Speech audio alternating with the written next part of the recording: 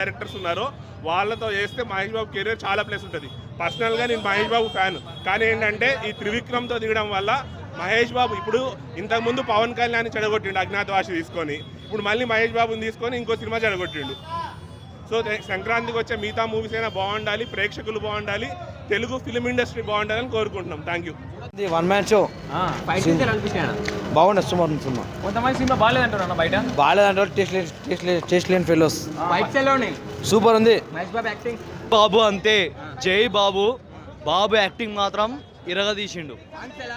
Songs మంచిగా ఉన్నాయి, dance కూడా బాబు ఇరగదీసిండు. ఫ్యామిలీ పరంగా చూసుకుంటే గుంటూరు కారం అనేది టాప్ సినిమా.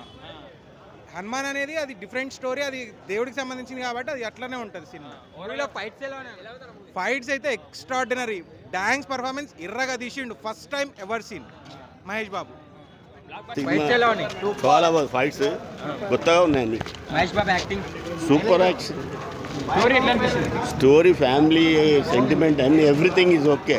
సినిమా మాత్రం సూపర్ హిట్. పండుగ దగ్గర కంటెంట్ ఉందా సినిమాలో? Full content. సంక్రాంతి విన్నారా? సంక్రాంతికి సంబరాలు చేసుకున్నాలి. డైరెక్షన్ ఎలా అనిపిస్తుంది అన్న? Super direction, everything is super hit picture. ఈ వీడియో మీకు నచ్చినట్లయితే లైక్ చేయండి. అలాగే ఇలాంటి మరిన్ని టాలీవుడ్ అప్డేట్స్ కోసం మా ఛానల్ ని సబ్స్క్రైబ్ చేసుకోండి.